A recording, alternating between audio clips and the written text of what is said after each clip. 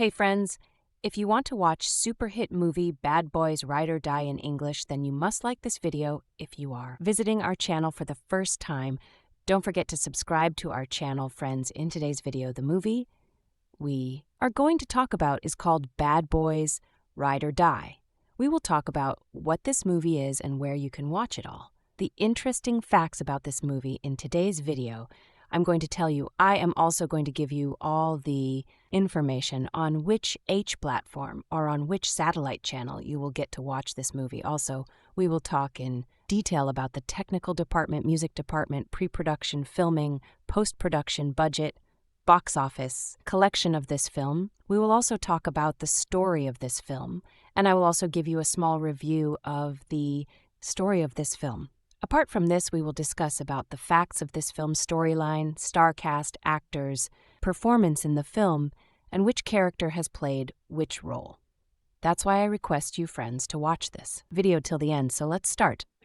I'm not coming out and accusing the writers of Bad Boys Ride or Die of using AI, a touchy subject in Hollywood these days, but if a computer had written this blockbuster sequel, it wouldn't turn out much different. Serving as a more direct sequel to 2020's Bad Boys for Life than people might expect, Ride or Die checks all the boxes of a movie like this in a way that feels depressingly half-hearted, afraid to do anything new or creative. It admittedly comes to life in spurts, primarily through its hyperkinetic photography and editing. Still, it lacks enough spontaneity or ingenuity, completely content to go through the motions by taking as few risks as possible. It turns out that there was a third option: ride, die, or tread water. Almost everything in Ride or Die aggressively mirrors something in the last film, from the nausea-inducing drive through Miami that opens each installment to a close encounter with the Grim Reaper for one of the beloved characters. The previous film saw Mike Lowery, Will Smith, getting shot on South Beach, while this one gets going with Marcus Miles, Martin Lawrence, having a heart attack at Mike's wedding to Christine, Melanie Liburd. While the attempted murder in the third film started a narrative about friendship and making the most of another chance at life, this one is used for a bit goofier purpose as Marcus believes he's now basically immortal. After all, while he was near death, the ghost of Captain Conrad Howard, Joe Pantoliano, told him that it wasn't his time, so now he can run through traffic, even though his wife and work-life partner won't let him eat Skittles anymore. Whereas For Life had immediacy with the attempt on Mike's life launching the plot, this one meanders for too long before getting down to business. While Marcus was clinging to life, Conrad Juan Kenobi told him that a storm is coming, which turns out to be in the form of a cartel enforcer named McGrath, a truly dull and uninspired Eric Dane, who is basically just a plot function for action. One of the most poorly defined and generally incompetent villains in a blockbuster in years is introduced, framing Howard for corruption by wiring drug money into the deceased captain's account. As the system seems to be burning Howard's legacy, Marcus and Mike know that they have to clear his name at whatever cost. A mission that requires some insider cartel knowledge courtesy of the incarcerated Armando, the charismatic Jacob Scipio, Mike's son from the last film. It's not a Bad Boys movie if the heroes aren't pushing back against the system, which includes in this film a potential future Miami mayor named Lockwood, Eoin Grufford, who is romantic partners with Mike's ex and the new captain, Rita Sakata, Paola Nunez. It also turns out that Captain Howard's daughter Judy, Rhea Seehorn, is a U.S. Marshal, and her daughter Callie, Quinn Hemphill, joins the action largely to be another eventual damsel in distress. A cast that's way too big also includes Tasha Smith as Marcus's wife Teresa, a recasting from Teresa Randall, the return of Vanessa Hudgens and Alexander Ludwig, and a bunch of random cameos, some of which are inspired, some of which are again echoes of things done better in previous films. Of course, a Bad Boys movie is about the leads. The chemistry between Smith and Lawrence has always been at the heart of why people love these movies. Much of the charm of the 2020 flick was seeing how they hadn't lost a step in that department despite 17 years between flicks. Bluntly, it's just not as tight here, with a lot of jokes in the first half falling flat, and so much of the material that's supposed to read as dramatic feeling shallow and overly familiar. making for a film that's shorter than the last one, but feels notably longer because of its clunky flow. Sure, no one comes to a Bad Boys for depth, but writers Chris Bremner and Beall can't find the right voice. This crops up most notably in the way they keep peppering in more complex ideas like rampant corruption and even their villain's radicalization through torture, only to do precisely nothing with it. If you're going to be goofy and dumb, lean into it. Don't casually bring up how 9/11 changed the world. To be fair, directors Adil and Bilall know how to deliver in a few action set pieces, wherein their obsession with drone photography gets to be the film's real star. Every shootout features a circling drone camera view of the action, spinning around the room in a manner that gives the movie most of its momentum. Sure, some of it may be designed to hide that Smith and Lawrence can't exactly pull off John Wick-esque choreography at this point, but there's a chaotic fluidity to the action that's the film's greatest strength. It's flashy and stylish and keeps the viewer's eye bouncing around the frame to take it all in. A helicopter sequence and a final shootout at a gator farm are truly enjoyable, even as the plot and the motivations of the cogs within them make less and less sense as the movie goes on. Never mind the physics that give Marcus the strength of the Hulk in that copter. And Scipio deserves some credit for the way he carries action scenes with an intensity that the rest of the film often lacks. He could easily carry his own Bad Boys Jr.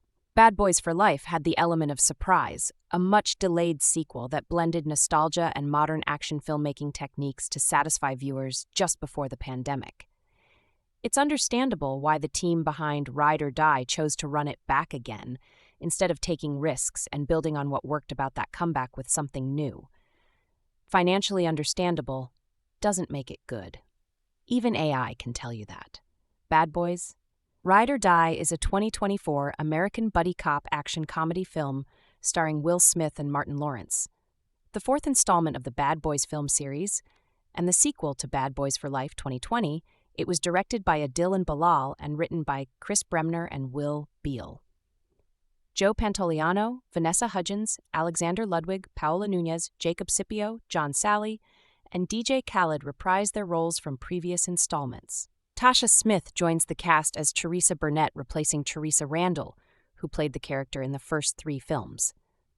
The story follows Miami detectives Mike Lowry and Marcus Burnett, who are attempting to clear the name of their late captain Conrad Howard after he is falsely accused of conspiracy.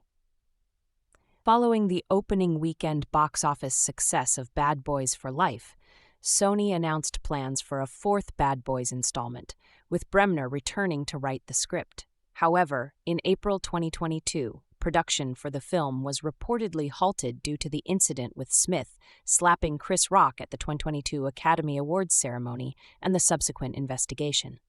Eventually, it was announced that the film was in pre-production in February 2023, with principal photography beginning on April 3, 2023 in Atlanta, Georgia, and ending on March 4, 2024. Bad Boys: Ride or Die premiered at Coca-Cola Arena in Dubai on May 22, 2024, and was released in the United States on June 7.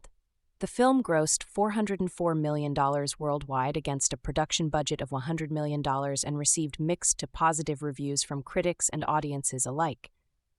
Plot: 4 years after the death of Isabella Reyes, MPD detective Mike Lowry marries his physical therapist, Christine. During the reception, his partner, Detective Marcus Burnett, suffers a mild heart attack and goes into a coma where he experiences a vision of the late Captain Conrad Howard telling him it is not his time. When Marcus wakes up, he believes he cannot die. Soon after, a news report reveals that Captain Howard was tied to corruption with the drug cartels. With Captain Howard's legacy being posthumously tarnished, Mike and Marcus are determined to prove his innocence with the help of Captain Rita Sakata and her new boyfriend, mayoral candidate Adam Lockwood. Mike and Marcus visit Mike's son, Armando Aredas, who is incarcerated for Howard's murder. Armando tells them that Howard was not corrupt, but knew who was, so the corrupted officials hired him and his mother to kill Howard because he was close to exposing the corruption, and offers to help them identify the person responsible for Howard's murder. When the conspirators try to access Captain Howard's computer, A fail-safe pre-recorded video is sent to Mike and Marcus, warning them of corruption within federal and state law enforcement. Howard uses the phrase "Coke bottle" as a code phrase, and it is revealed that he gave information to their former hacker colleague, Fletcher. They go to Fletcher's club to retrieve the files, which turns out to be a QR code hidden in wall art that unlocks a second video from Captain Howard. However, assassins hired by the conspirators tail them to the club and kill Fletcher. Meanwhile, Armando is attacked by several of the conspirators disguised as prisoners, but he fends them off. Mike and Marcus arrange for Armando to be airlifted to a more secure location in Miami. However, the conspirators sneak on board and kill the pilot and guards, causing the helicopter to crash. Mike, Marcus, and Armando survive, but are branded as wanted fugitives by the conspirators. When the conspirators put out a bounty, the three are hunted by both law enforcement and opportunistic criminals. Conrad's daughter, U.S. Marshal Judy Howard, swears vengeance on Armando for killing her father. With the assistance of AMMO, Advanced Miami Metro Operations, members Dorn and Kelly, Mike and Marcus uncover the video clues behind the murder and setup. Armando identifies the man who hired him to kill Captain Howard as James McGrath, a former Army Ranger assigned to DEA intelligence in South America. While undercover, McGrath got captured by the cartel and was tortured until he gave up his associates and has been working with them ever since. McGrath orchestrates the kidnapping of Christine and Callie, Judy's daughter. He then sends his men to get Marcus's family, but Marcus' Marine son-in-law, Reggie, single-handedly kills all of them. Rita, Dorn, and Kelly apprehend Lockwood after he is exposed to be working with McGrath. Using Lockwood as bait, the team engages in a fierce gunfight with McGrath's men at a former alligator-themed amusement park to rescue Christine and Callie. Later on during the fight, Lockwood attempts to double-cross the team, but Rita attempts to thwart him. He kicks her back but loses his balance, sending himself into the water and causing him to be devoured by an alligator. Mike confronts McGrath, who holds both Christine and Marcus hostage at gunpoint. McGrath then presents Mike with an ultimatum. He must pick either Christine or Marcus to die. Mike, alluding to Marcus's newfound belief that he cannot die, shoots Marcus in his bulletproof vest. The chaos allows Christine and Marcus to break free before Mike shoots McGrath dead. Amidst the chaos, Judy finds Armando and Callie. Judy prepares to kill Armando, but Callie tells her mother that he saved her life. Begrudgingly grateful for his heroic act, Judy shows mercy to Armando and allows him to escape. Afterwards, Mike, Marcus, and Howard are cleared of all charges and the corruption is exposed. Mike and Marcus's families then celebrate by having a picnic in the park, with Mike and Marcus cooking food on a public grill with Reggie. Cast: Will Smith as Det Mike Lowry, Marcus's partner best friend. Martin Lawrence as Det Led Marcus Burnett, Mike's partner/best friend. Vanessa Hudgens as Kelly, a weapons expert of AMMO. Alexander Ludwig as Dorn, a tech expert of AMMO. Paola Nunez as Rita Sakata, new Miami PD captain and Mike's ex-girlfriend, now dating Adam Lockwood. Eric Dane as James McGrath, a former U.S. Army Ranger staff sergeant who turned criminal after being captured and tortured by the cartels. Ioan Gruffudd as Adam Lockwood, a district attorney and Rita's romantic partner, seeking to become the next mayor of Miami. Jacob Scipio as Armando Aretas, Mike's son and former cartel assassin. Melanie Libbard as Christine Lowry, Mike's new wife. Tasha Smith as Teresa Burnett, Marcus's wife. Smith replaces Teresa Randall, who portrayed the character in previous films. Tiffany Haddish as Tabitha, a criminal acquaintance of Mike and Marcus. Joe Pantoliano as Captain Conrad Howard. The character was previously killed by Armando, but appears both via video footage and via a near-death ghostly vision had by Marcus and Mike. John Sally as Fletcher, a paroled hacker. DJ Khaled as Manny the Butcher. Rhea Seahorn as Judy Howard, a U.S. Marshal, Conrad Howard's daughter and Callie's mother, who is hunting down Mike and Marcus. Dennis McDonald as Reggie Norman, Marcus's son-in-law and a U.S. Marine Master Sergeant, reprising his role from Bad Boys 2 and Bad Boys for Life. Bianca Bethune as Megan Burnett, Marcus's daughter and Reggie's wife. Quinn Hemphill as Callie Howard, Conrad Howard's granddaughter and Judy's daughter. Jason Davis as Agent Grice, an FBI agent. Derek Russo as Lintz, McGrath's second-in-command. Joyner Lucas as a gang leader. Jenna Cannell as Nicole, McGrath's hacker. Kabi Lame as non-speaking cameo appearance. Michael Bay, who directed the first 2 installments, makes a cameo appearance as a Porsche driver, after previously cameoing in the second and third films. Production, development. Following the opening weekend box office success of Bad Boys for Life 2020, Sony announced plans for a 4th Bad Boys installment, with Chris Bremner returning to write the script. In April 2022, it was reported that development for the 4th film was being put on hold in light of the incident with Will Smith slapping Chris Rock at the 2022 Academy Awards ceremony. However, the following month, Sony head chairman Tom Rothman confirmed the 4th film was still in development, despite the previous report. In February 2023, Smith announced that he and Lawrence would reprise their roles for the film, which was in pre-production, with Adil and Bilall returning to direct. In March 2023, it was revealed that Vanessa Hudgens would reprise her role as Kelly from Bad Boys for Life. In April 2023, it was announced that Eric Dane had been cast, reportedly as the villain, and that Paula Nunez and Alexander Ludwig would also reprise their roles from Bad Boys for Life. The same month, Ioan Gruffudd joined the cast. In May 2023, it was announced that Rhea Seehorn had joined the cast.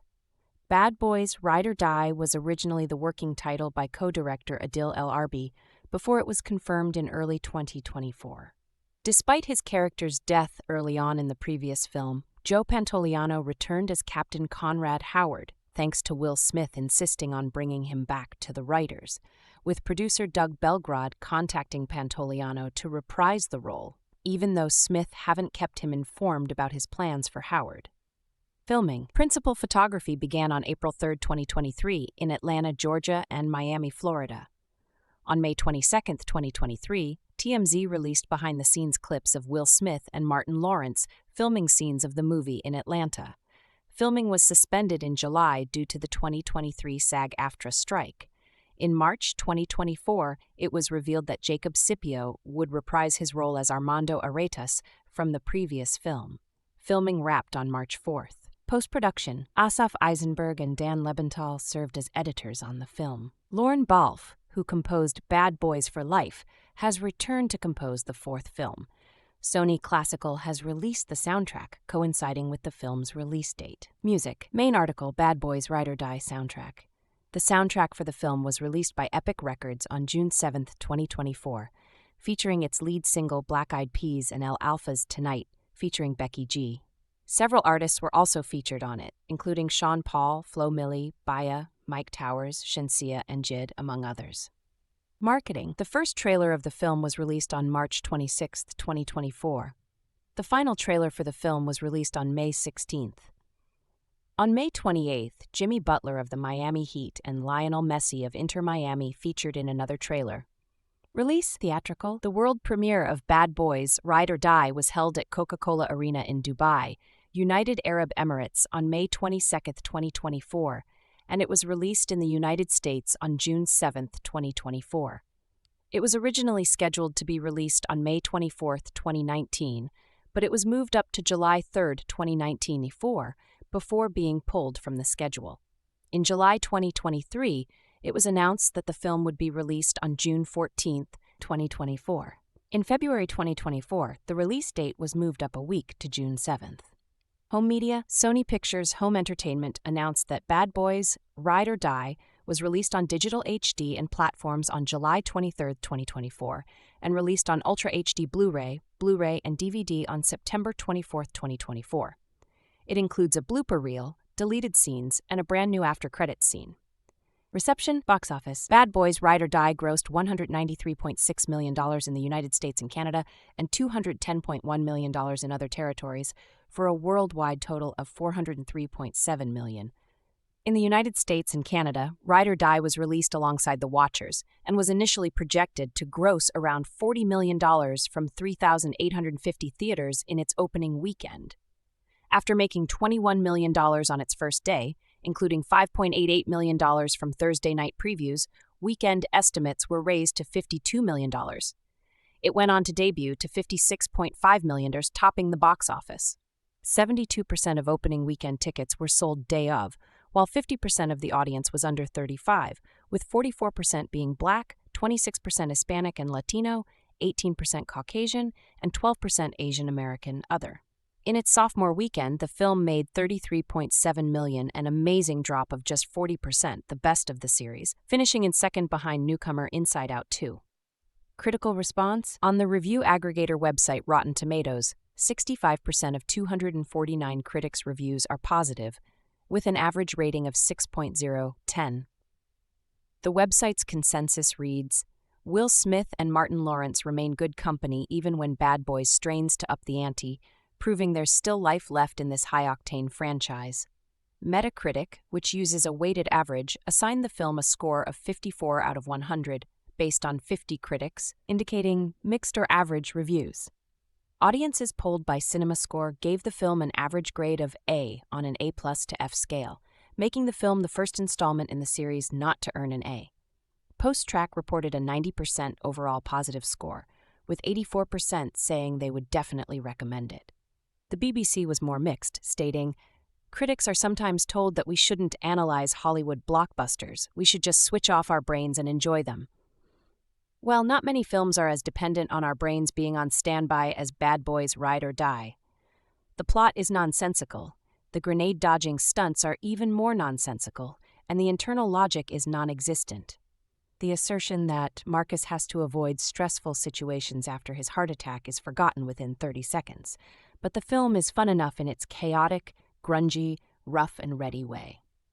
Possible sequel. On June 7, 2024, Smith and Lawrence told Entertainment Weekly that they would be open to return for a fifth film in the franchise, as long as the younger cast members do more stunts and there's a story involving their characters worth being told, with Lawrence also noting it would depend on whether the fans demanded more films.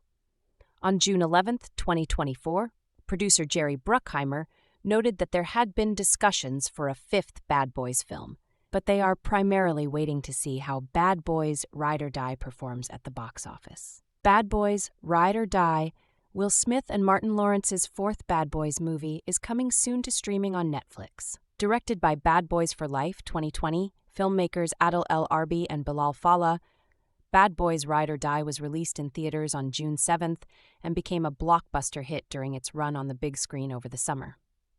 The film pivoted to digital streaming via premium video on demand on July 23rd. The Bad Boys franchise kicked off with Smith and Lawrence with Bad Boys in 1995, and the sequel Bad Boys 2 was released in 2003. The first two Bad Boys films were directed by Michael Bay. According to Netflix, Bad Boys Ride or Die will make its streaming video on demand debut on Netflix on Tuesday, October 8th. Viewers must have a subscription to Netflix to watch the movie on SVOD on the streaming platform.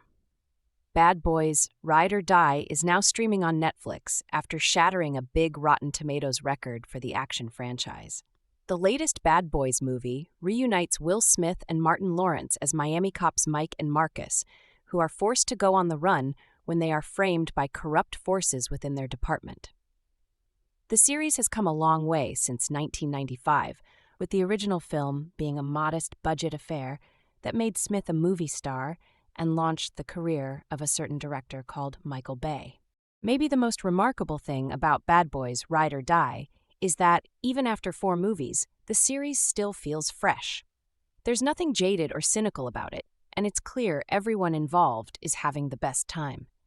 The story could rightly be critiqued for its predictable twists and contrivances, with the subplot involving Howard's vengeful daughter Judy, Rhea Seehorn, feeling poorly woven into the central narrative. Still, Bad Boys Ride or Die is all but guaranteed to thrill and entertain Netflix audiences. The latest Bad Boys received a broadly positive critical response, with its 65% critics rating underlining this. However, Bad Boys Ride or Die's audience score is a whopping 97%, setting a new record for the series. In truth, the third film earned a more than respectable 96% with audiences, but still, both audience scores show just how much goodwill the series has earned. While Bad Boys 5 has yet to be confirmed, it's hard to imagine there won't be at least one Mike Marcus misadventure. There isn't much to add about Bad Boys Ride or Die that hasn't been said about the other films in the long-running buddy cop franchise. Hell, I could probably just repost my review of 2020's revival Bad Boys for Life. I still marvel that title wasn't reserved for the actual fourth movie, and nobody would blink an eye.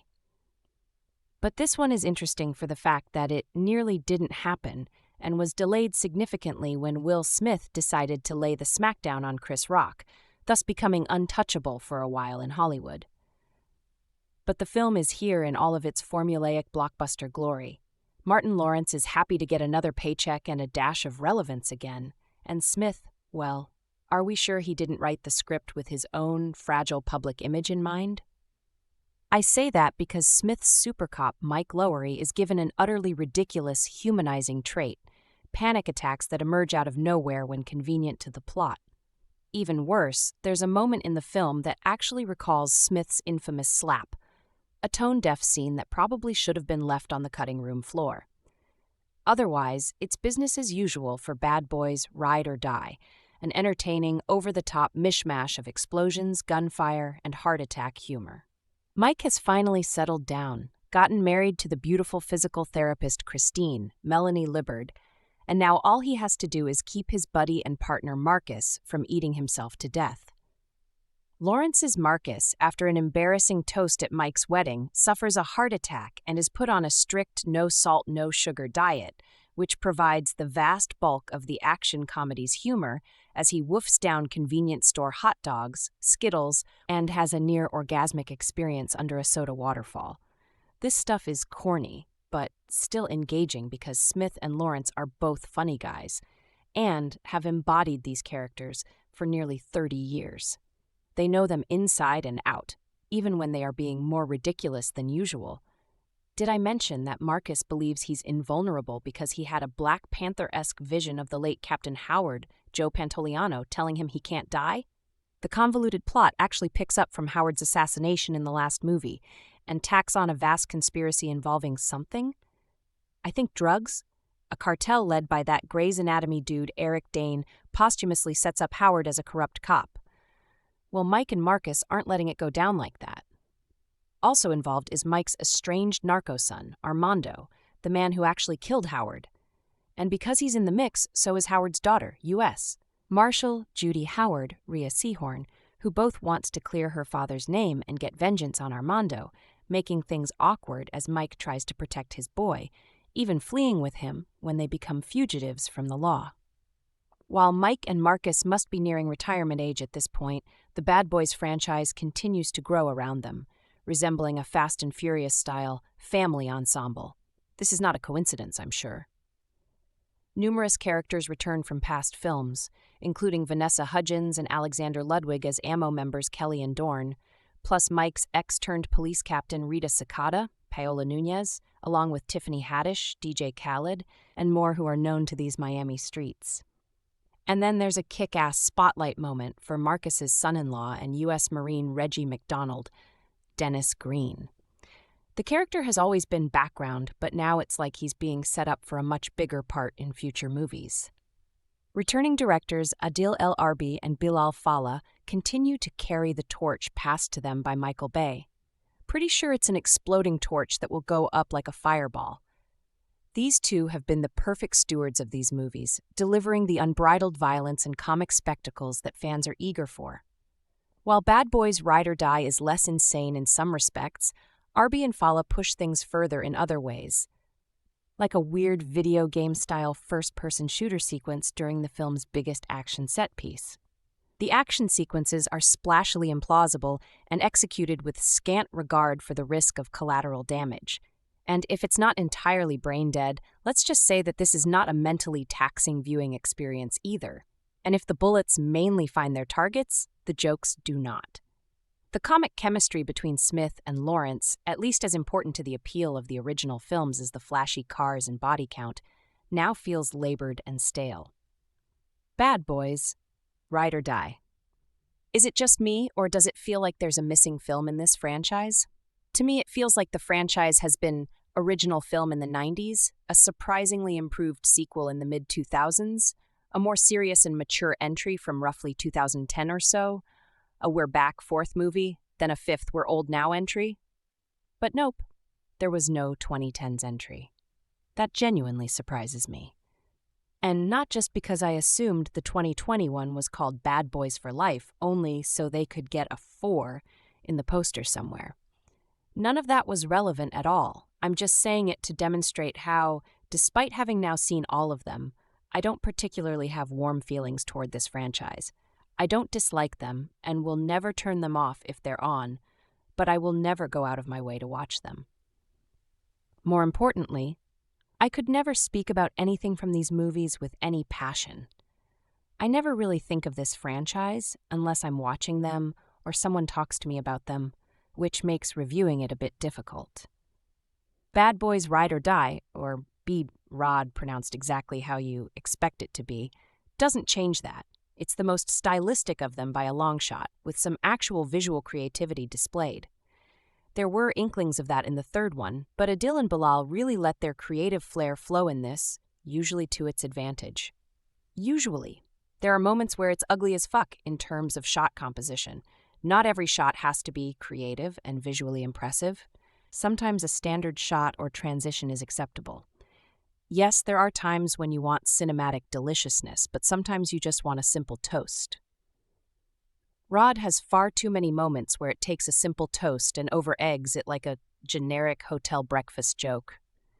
I know it's weird to criticize a film for being too creative, but it definitely does hinder this. Some of the shots are so weird that they actually distract you from what you're actually seeing. The story is okay. Doesn't really surprise you at any point, and it is far, far too busy. It kind of feels like it wasted some things which could be decent subplots, but instead, it was decided to use them for a single joke. There's one running joke/theme that just doesn't work, though. It feels completely out of place and far too mystical spiritual for a relatively grounded character. Let's face it, you're not watching this for character consistency, though. A character nearly dies and is told that he needs to look after his health. This only ever comes up in non-action scenes. Even after being told to avoid stressful situations, he still chases down villains and shoots them with seemingly no issue. The other character does have issues in those scenes, though, and it's here where the film thinks it's making a point about the need for therapy and dealing with PTSD. But considering the characters actively mock the idea of panic attacks, it doesn't do a very good job of being supportive of mental health issues. It's the rare movie franchise that peaks with its fourth installment. But Bad Boys, the buddy cop series starring Will Smith and Martin Lawrence as Miami narcotics detectives Mike Lowry and Marcus Burnett, is rare indeed. Its first 3 movies were released across a span of 25 years, and each one was a big hit. And they certainly didn't follow the standard arc of sequel quality. 1995's Bad Boys was followed by the terrible Bad Boys 2 in 2003. 17 years later, Bad Boys for Life delivered something more fun and engaging. And now, with Bad Boys Ride or Die, the exploits of detectives Lowry and Burnett have become something pretty great. Bad Boys Ride or Die isn't doing anything groundbreaking with its story. This time out, Mike and Marcus are working to redeem the good name of their beloved Captain Conrad Howard, Joe Pantoliano, returning via dream sequences and video recordings after his character was killed off in Bad Boys for Life. And while that quest sends the bad boys on the run, it also continues some of the more heightened soap opera-esque elements from the previous movie. At first, it seems like some of the major developments from Bad Boys for Life won't matter here, what with the heavy focus on Mike and Marcus. But it turns out Chris Bremner and Will Beall's script wisely keeps Lawrence and Smith in the driver's seat before making room for those newer additions. Detectives Mike Lowry, Will Smith, and Marcus Burnett, Martin Lawrence, are eager to settle down and enjoy middle age, but when their late, beloved captain, Joe Pantoliano, is framed as a corrupt cop, the two must go off the grid to help clear his name. Review. I still feel like this movie should have been called Bad Boys for Life, with the third movie being called Ride or Die. But what do I know? Anyway, Bad Boys Ride or Die is another entertaining entry in the long-running franchise that proves that after several decades, there is still life in it. It helps to have seen Bad Boys for Life as this continues on from there and references various characters and events that happened in it. You can still pick it up, though, as this is hardly rocket science. As you've likely seen from the trailers, Ride or Die has our bad boys Marcus, Martin Lawrence, and Mike, Will Smith, on the run as they try to prove the innocence of the late Captain Howard, Joe Pantoliano. He's been made to look like he was corrupt and working with the cartels by the villain, Eric Dane. He is a nasty piece of work too, although I think I will always consider Checky Cario the best of the franchise. I've said before, I have to be in the right mood for Martin Lawrence, but I think that Marcus has become less irritating as he's got older, and in this entry both cops face their own mortality. One scene gives us a rather surreal near-death experience, which feels a little out of place in a movie like this, but it was nicely done. It shows that they have grown older as we, the audience, have, so we can relate to their various issues. At least I can, as I was around when the first film came out. For the most part, Ride or Die is well-paced, but it takes a while for there to be a truly spectacular action sequence. Some of the action is a little shaky at times, too, and overly edited, giving it a chaotic feel. I imagine that is what they were going for, but if you go back to the first film, you can see all the action quite clearly, and it all looks better, too. Still, there are some impressive visual flourishes, and the POV sequence was awesome. We get some cool fight scenes, too, with the prison fight, one of the highlights. The helicopter crash looked a bit too CGI'd at times, but I've seen plenty worse. Reggie has the best scene of the film, though.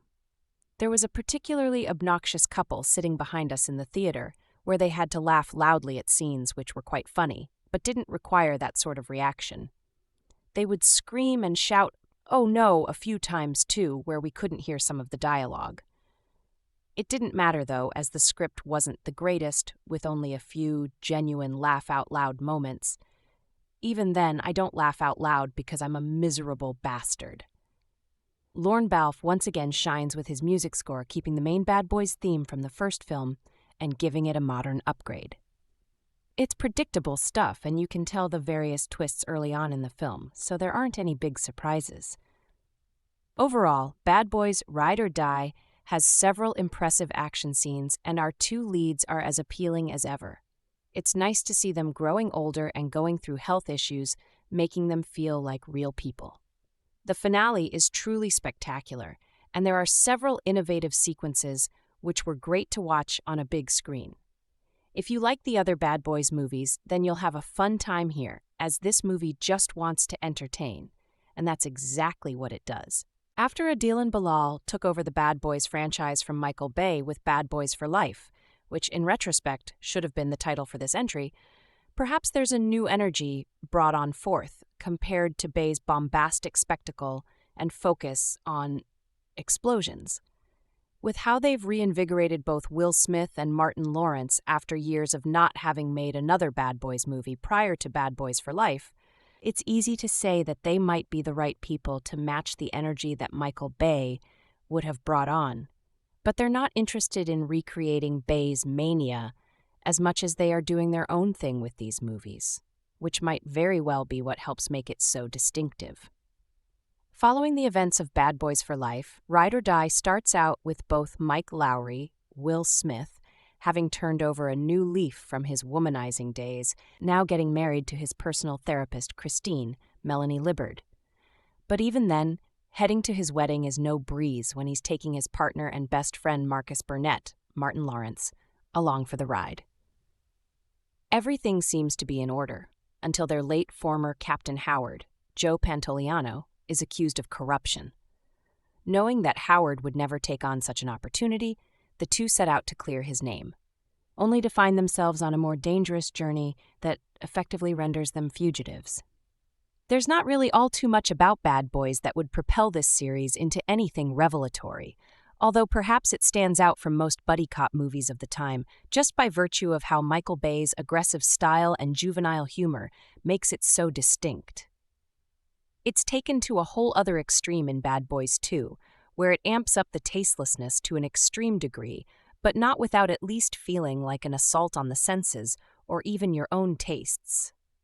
Simply put, it's Michael Bay's style, which Adil and Bilall are lifting a whole lot from once again for Bad Boys Ride or Die. Everything about this movie feels like it's amping up what they've already done in Bad Boys for Life, trying to match that same energy Michael Bay brought forth in Bad Boys 2.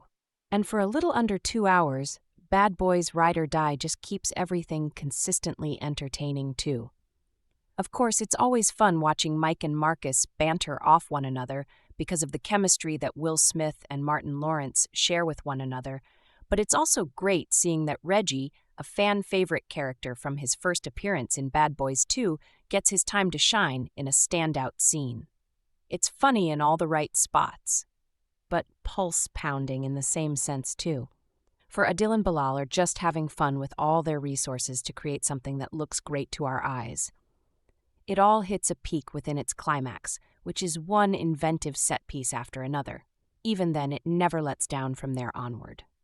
But perhaps where Adil and Bilall's own approach to these movies hits a peak comes from the manner in which these two are reckoning with our two leads aging.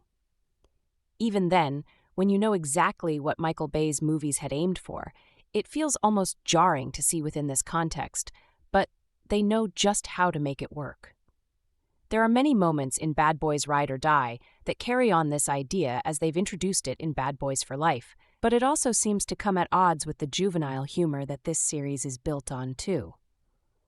When it comes back, it's never as successful as it is in Bad Boys for Life, but it certainly leads to more bizarre moments that reckon with their own mortality where you'd least expect it. Alas, that's probably why Bad Boys Ride or Die succeeds at the very end of the day.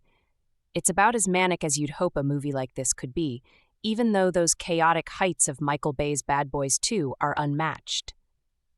Adil and Bilall bring such chaos for their second Bad Boys movie, separate from Bay's own shtick, and it's consistently entertaining. It's just as well what you could hope a movie with aging action heroes could be today, and it succeeds at its own goal. That's just all one really needs in order to know it's a fun time all around. The year 1995 contributed a lot to American culture. After all, it was the year that gave us Coolio's Gangsta's Paradise, the Goofy movie Bad Boys, and most importantly, me. Now, 29 years later, the Bad Boys franchise and I are still kicking around. The fourth installment in the series, Bad Boys Ride or Die, again finds Miami detectives Mike Lowry, Will Smith, and Marcus Burnett, Martin Lawrence, as bickering brothers-in-arms fighting to keep the streets clean. This time, perpetual bachelor Mike has finally decided to settle down, though his marital bliss does not last long as Marcus collapses from a heart attack at his wedding. Obviously, he survives, but to top it all off, the Mexican cartel decides to frame the duo's beloved former Captain Howard, Joe Pantoliano, for corruption, and the partners must fight to clear his name while avoiding capture themselves. The Bad Boys franchise is one where if you've seen one movie, you've seen them all. You shouldn't go into watching Ride or Die expecting narrative excellence or a philosophical musing about the human condition. It's an entertaining summer popcorn flick with a paper-thin, trope-heavy plot. If that's what you're into, it does a satisfactory job. If not, then you only blame yourself for watching it. While the best way to enjoy Bad Boys Ride or Die is to turn your brain off and let the movie happen without thinking about the plot, that's my job. So, here we go. My biggest gripe is that, to the best of my recollection, the movie never even explains why the Mafia is going through all the trouble of destroying the legacy of Captain Howard, who, at this point, has been dead for years. Or, if it does, the reason is inconsequential and immediately forgettable. My best guess is that it's the easiest way to bring Pantoliano back into the mix, using "If You're Seeing This, I'm Already Dead" recordings and spiritual dream sequences. The film feels like a collage of detective tropes, cliches, and series legacy moments hastily slapped together to play on its audience's nostalgia. The opening scene of the boys driving way too fast in Mike's car? Check. A shot of a Hollywood-esque Miami sign? You know it. A dance club scene? You can't have a movie set in Miami without one. On top of repeating its series' greatest hits, Ride or Die also seems to be taking pages out of the Fast and Furious playbook. Despite the last film being their supposed one last time, the heroes are back with their close family of allies, including the villain from the previous movie turned reluctant hero, Jacob Scipio, facing impossible odds with increasingly over-the-top violence. It's a predictable plot, and if you can see a twist coming, you're right. But again, once you turn your brain off, it's good fun. Longtime Bad Boys fans will find plenty of Easter eggs and series callbacks to enjoy. The sweeping shots of sun-drenched Miami and mostly smooth camera work make for a gorgeous big-screen experience. Every action scene is impressively choreographed and has moments of genuine shock and awe. The best of these are two brief scenes featuring Scipio as Mike's former drug lord's son Armando engaging in mano-a-mano combat, and one with Marcus's son-in-law Reggie, Dennis Green, displaying gun fu skills that would impress John Wick. The fighting is tense, tight and fast-paced, and each scene has a unique element that sets it apart, like a first-person perspective or a flaming car chase. The film's best moments are highly reminiscent of watching an over-the-top video game. To their credit, the writing team had some interesting ideas. Newlywed Mike is still grappling with his feelings of guilt regarding Captain Howard's death, and combined with worries about his wife's safety, he begins to get panic attacks. After his brush with death, Marcus is afflicted with a new appreciation for his life, a sense of spirituality and the belief that he can't die because it's not my time. Instead of fleshing these aspects out and using them as tools for significant character development for the previously unflappable cop, Mike's panic attacks seem only to be included as a convenient plot device that allows the final action sequence to happen.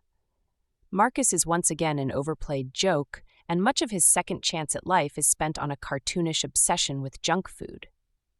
Will Smith's performance as the suave, badass Mike Lowry is as consistent as ever. Mike's aggression and bravado align with the stakes of his mission and the danger at hand. He's just as good here as in the first Bad Boys. Members of the supporting cast like Vanessa Hudgens, Alexander Ludwig, Ioan Gruffudd, Rhea Seehorn, and Paola Nunez provide solid and convincing performances that help ground the serious and cop procedural aspects of the movie. However, they don't have enough screen time to leave a lasting impact. The most enjoyable character is Jacob Scipio, who portrays Armando Aredas. Armando's strained cautiousness with his estranged father, Mike, provides a welcome source of tension and character development. Scipio's gruff stoicism matches Smith's perfectly, and his matter-of-fact line delivery and swagger steal every scene he is in. Bad Boys: Ride or Die is another entry into the recent canon of middle-aged actors trying to recapture the glory of their action hero days. The result is very middle of the road. The action scenes are exciting and creative, but nearly everything else about the film is repetitive and uninspired. Poor writing and a gratingly hammy performance by Lawrence undercut much of the enjoyment of the film's satisfying visual spectacle. The Bad Boys franchise has had a good ride, and even though this fourth film leaves room for another sequel or a spin-off, we should let it die. Will Smith slapped Chris Rock. Yeah, we get it. To tell you the truth, I forgot about it the next day and could have cared less, but Hollywood can be pretty brutal, and ever since, Smith has been trying to make a comeback. Was it a wide move? Hell no, but in the grand scheme of things, it was pretty minor in terms of shit we should be worrying about. I never looked at Smith any differently, but I will say that his marriage, or lack thereof, to Jada Pinkett Smith is just plain weird. But it never factors into my enjoyment of the man as an actor and his movies. Let's move on and talk about what we really want, and that is, Smith is back and back big-time baby with his partner in crime Martin Lawrence for another adrenaline-laced go-around of hijinks, camaraderie, and over-the-top Bayhem-style action that delivers for action junkies wanting to see stuff explode and guns go bang, bang in some of the wildest set pieces put on film this year. If you ask me, doing another Bad Boys movie with Lawrence is exactly what the doctor ordered for Smith, and it would appear that fans are forgiving as Bad Boys: Ride or Die. Unfortunately, this one should have been titled Bad Boys for Life, but they didn't know they'd be making another one, hilariously enough, is looking to resurrect a lukewarm box office that saw The Fall Guy and Furiosa failed to get people in theater seats. Like I've said in the past, I will take as many Bad Boys movies as Smith and Lawrence are willing to put out, and this latest entry is definitely the best of the sequels, as I thought number 2 was always way more fun than it should have been, and it turned into one of the most awesome military-style actioners in the finale. Smith and Lawrence just have the greatest of chemistry, having been doing this for years, and it was evident from the very first film that these two were a perfect buddy cop marriage. You just want to see these two together, mouthing off, arguing, dropping one-liners, and putting bad guys into the ground with a force to be reckoned with. Bad Boys Ride or Die has all of this in spades, and it also is one of the most human stories of the franchise, as both Mike and Marcus continue to tackle their own mortality as they get older and have suffered tragedies. The human drama makes the comedy and action stand out above all, as it complements the chaos to an exact science. In terms of plot, this is where the fourth movie suffers again, as it's another you. Our hero or heroes in this case are framed for something that they didn't do, by the baddies forcing them on the run to clear not just their names, but the name of their late great commander, played with a spot-on cameo by Joe Pantoliano, who is always a sight for sore eyes. Sure, we've seen it in Taken 3 as well as Angel Has Fallen, which are just two of the most recent examples. But it's still a serviceable plot that allows the boys to do what they do best for 2+ hours. Come for the generic plot, but stay for Smith and Lawrence doing Smith and Lawrence things, along with Tier 1 action sequences that will get your blood pumping. Bad Boys Ride or Die opens up with Mike being married to his physical therapist Christine, Melanie Libbard, while Marcus has just recently suffered a heart attack. It is kind of odd that nothing came about with Lowry's relationship with Captain Rita Sakata, played once again by Paola Nunez, but it's not a big issue by any stretch. Smith has essentially bounced back from being shot and is now in a better place, but Marcus is still trying to navigate a world where he is forced to do things he doesn't want to do due to his health conditions. Having both lovable characters having to deal with near-death experiences does ground the franchise and makes it more personable for the audience. The wheels do come off, of course, as unfortunately someone has framed their late captain, and when they start to question what has happened, our beloved boys are framed, and that's where the ball really gets rolling. There's a big loyalty above all aesthetic to the proceedings here that co-directors Adil and Bilall instill here, and that makes this adventure mean way more than past installments. It's no accident that this is key, being that Smith is trying to bounce back from his real-life issues. Don't worry, though.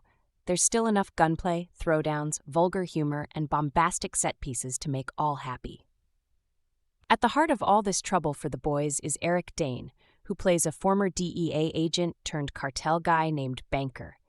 He has his reasons for doing what he's doing, and he is a formidable opponent for Lowry and Burnett, although he pales in comparison to Checky Carrio's Fouché, who played the main baddie in the first film. He still sets the bar high that no other foe has come to dethroning him, although Kate Del Castillo certainly came the closest in the last film. Be as it may, Dane still is a presence, and he's always been a favorite of mine, with The Last Ship being his best work, so I loved seeing him go up against LA's finest. Also back from the last installment, and this is one that makes me happy, is Expend4bles actor Jacob Scipio, who reprises his role of Mike's ferocious cartel-hungry son, Armando. Scipio is on my list of next-generation action stars, and this turn in this movie further adds fuel to my argument. Scipio is solid in action sequences and beatdowns on screen, and here he delivers one of the best action highlights when he is involved in prison yard throwdown that is both brutal and barbaric. Scipio is more than game to put in the work for these types of roles, and here he takes out inmates in such a way that you'll be crying out for him to headline his own action cinema pick. He's that good, and here it's even better, as he's forced to grudgingly team up with his dear old dad and Marcus. It makes for a lot of spot-on banter for all three. Another highlight action-wise is Marcus's noteworthy son-in-law Reggie, played once again by Dennis Green. In previous films, Reggie was relegated to being picked on by Marcus. And it does happen here again. But Reggie gets to shine in a rather crowd-pleasing home invasion sequence where we get to see what this Marine can really do. Reggie literally turns into a one-man wrecking crew, dishing out some expertly crafted action design in one of the best action scenes of the movie. It's fist-pumping, actually. Mike and Marcus's ammo comrades are back from the third movie, and Alexander Ludwig's Dorn and Vanessa Hudgens' Kelly get way more chances to kick ass and shine here, making it all the better as a new generation takes center stage to show what they can do without overstepping their bounds with our two leading men. Ludwig's Dorn is a personal favorite of mine, as he is a lion in wait once again that is unleashed to thunderous applause. Is it just me, or would you all love to see a spin-off movie with these two along with Scipio? I smell gold. It is funny that both Scipio and Green have two of the most crowd-roaring moments in the movie, but no worries, as Mike and Marcus do what they do best in several Michael Bay-style set pieces that the filmmaker would be proud of. It's almost as if he's still directing as Adil and Bilall do their best to pay homage to Bay, who directed the first two films, and it gets wild, crazy, violent, and extreme throughout. Even with the fast editing and quick cuts, our filmmakers still make sure that viewers can clearly see all the glorious carnage on hand, so a tip of the cap to them. Make no mistake, it's Smith and Lawrence that seals this entry again, as it's their brotherhood, chemistry, and bickering like an old married couple carries the film on its back. It's like having two old friends come to visit once again, and when it's time for them to leave, you don't want them to go. Lowry and Burnett are up there right alongside Riggs and Murtaugh and Tango and Cash, and they are so comfortable and on autopilot with these roles that they can do this in their sleep and still hit the target every time. A huge shout-out to directors Adil and Bilall, who have put all that nasty Batgirl experience behind them, as they prove they know what they're doing when it comes to directing huge popcorn-crunching summertime action extravaganzas. They know what we want and how we want it, and they give it to us all the comic book tropes of a Bay film with more heart and humor to satisfy. It was also nostalgic to hear Mark Mancina's solid and beloved Bad Boys theme mixed in with Lorne Balfe's score. It was the ultimate homage-paying moment for Bay and what he did with Smith and Lawrence in the past. McGrath learns this through Lockwood, Captain Rita's new boyfriend, and a potential candidate for Miami mayor. Sends his men to have Christine and C. Howard's granddaughter kidnapped and taken to a former alligator park. The latter, upset by the accusation of corruptions against his grandfather and his bad boys, happened to be at Christine's house. Mike Marcus and Armando locate the gang and fight McGrath's men with the help of Captain Rita Kelly and Dorn, and eventually free the hostages Judy, who is revealed to be Howard's daughter and Callie's mother, learning that Armando has saved her daughter's life. Spares his life and lets him run away? Cast Will Smith as Detective Lieutenant Michael Eugene Mike, Laurie Martin Lawrence as Detective Lieutenant Marcus, Miles Burnett Vanessa, Hudgens as Kelly Weapons Expert of Ammo, Alexander Ludwig as Dorn Tech Expert of Ammo, Panunas as Captain Rita Sakata, head of Miami Police Unit Ammo, and Mike's ex-girlfriend now dating Lockwood Eric Danny as James McGrath. Ione Gruff as Lockwood, a potential candidate for mayor of Miami, and Rita's new boyfriend friend Jacob CPIO as Armando Aritas. Mike's son Melanie Lear as Christine, Mike's newly wedded wife Tasha Smith as Teresa Burnett. Marcus's wife Smith replaces Teresa Randall, who portrayed the character in previous films. Tiffany Hates as Tabitha Jo Pantano as Captain. Conrad Howard, John Sally as Fletcher DJ called as Manny the Butcher. Reese Seahorn as U.S. Marshal Agent Judy Howard, Captain Howard's daughter and Callie's mother, who is hunting down Mike and Marcus. Dennis Green as Reggie McDonald. Marcus' son-in-law and a United States Marine Staff Sergeant Joyner Lucas as a gang. Leader Quinn Hempel as Callie Howard. Captain Conrad Howard's granddaughter and U.S. Marshal Judy Howard's daughter. Tree Fat Truth Michael Bay as Pores. Driver Cobby Lame as himself development following the opening weekend box office. Success of Bad Boys for life. Sony announced plans for a fourth installment. With Chris Bremner returning to write the script in April 2022, it was reported that development for the fourth film was being put on hold in light of the incident with Will Smith slapping Chris Rock at the 2022 Academy Awards ceremony. However, the following month, Sony head chairman Tom Rothman confirmed the fourth film was still in development, despite the previous report in February. 2023, Smith announced that he and Lawrence would reprise their roles for the film, which was in pre-production, with Adil and Bilall returning to direct. That same month, it was reported by musician D-jockey Kulo that Smith had to drop out of a planned surprise appearance at the 65th Annual Grammy Awards because pre-production for the fourth Bad Boy Boys film had started earlier that week. In March 2023, it was revealed that Vanessa Hudgens would reprise her role as Kelly from Bad Boys for Life in April 2023. It was announced that Eric D.N.E. had been cast reportedly as the villain, and that Paula Nunes and Alexander Ludwig would also reprise their roles from Bad Boys for Life. The same month, Ion Gruff joined the cast in May 2023. It was announced that Rhys Seehorn had joined the cast. Bad Boys Ride or Die was originally the working title by co-director Adil Arbi before it was confirmed in early 2024. Filming principal photography began on April 3, 2023 in Atlanta, Georgia and Miami, Florida on May 22, 2023. TMZ released behind-the-scenes clips of Will Smith and Martin Lawrence filming scenes of the movie in Atlanta. Filming was suspended in July due to the 2023 SAG. After strike in March 2024, it was revealed that Jacob CPIO would reprise his role as Armando Ardez from the previous film. Filming wrapped on March 4th. Post-production, Asaf Eisenberg and Dan Lentil served as editors on the film. Marketing: the first trailer of the film was released on March 26, 2024.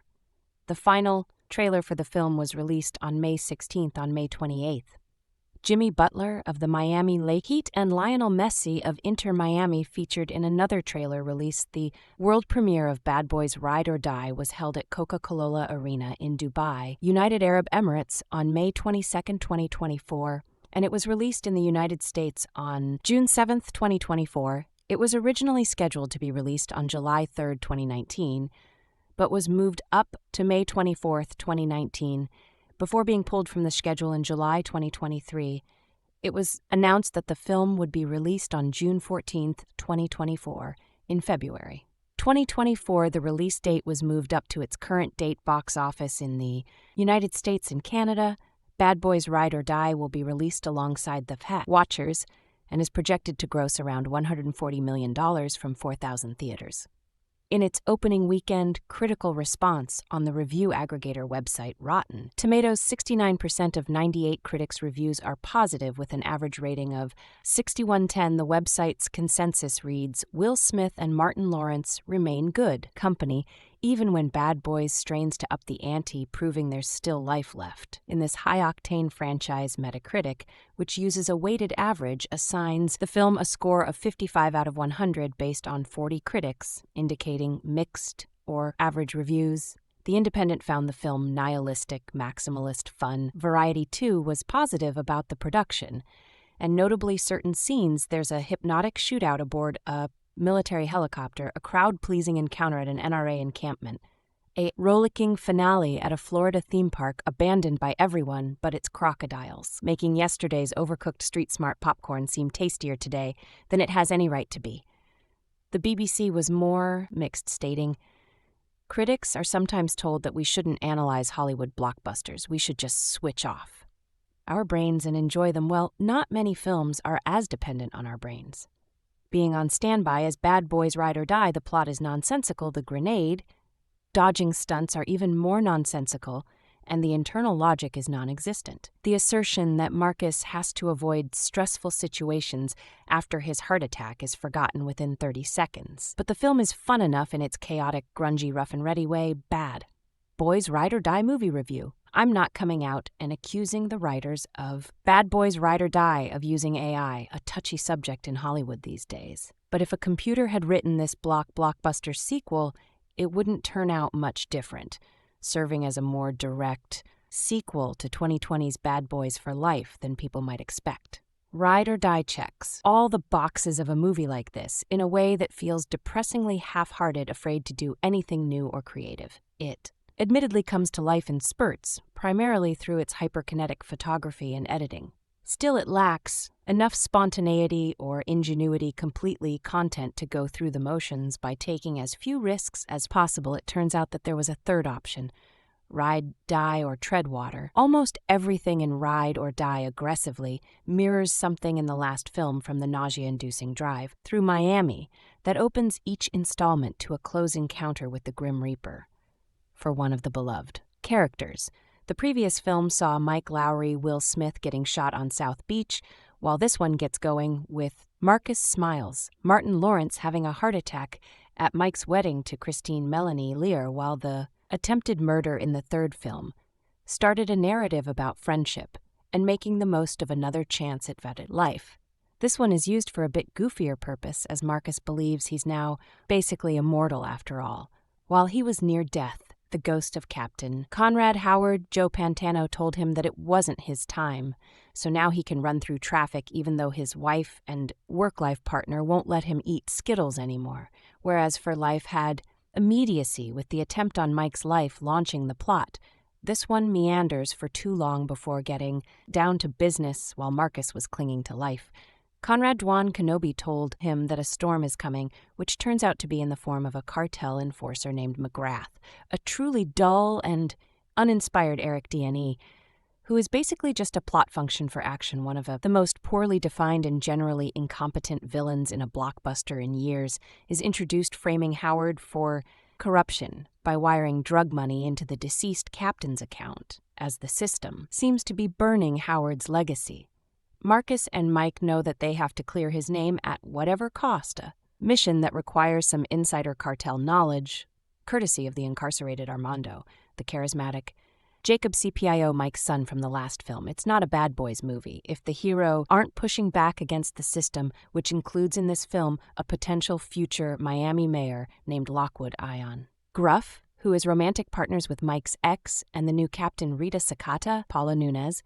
It also turns out that Captain Howard's daughter Judy, Risa Horn, is a marshal, and her daughter C. Quinn Hempfield joins the action largely to be another eventual damsel in distress. A cast that's way too big also includes Tasha Smith as Marcus's wife, Teresa, a recasting from Teresa Randall, The Return, of Vanessa Hudgens and Alexander Ludwig, and a bunch of random cameos, some of which are inspired, some of which are, again, echoes of things done better in previous films. Of course, a bad boy movie is about the leads. The chemistry between Smith and Lawrence has always been at the heart of why people love these movies. Much of the charm of the 2020 flick was seeing how they hadn't lost a step in that department despite 17 years. Between flicks, bluntly, it's just not as tight here, with a lot of jokes in the first half falling flat and so much of the material that's supposed to read as dramatic feeling, shallow and overly familiar, making for a film that's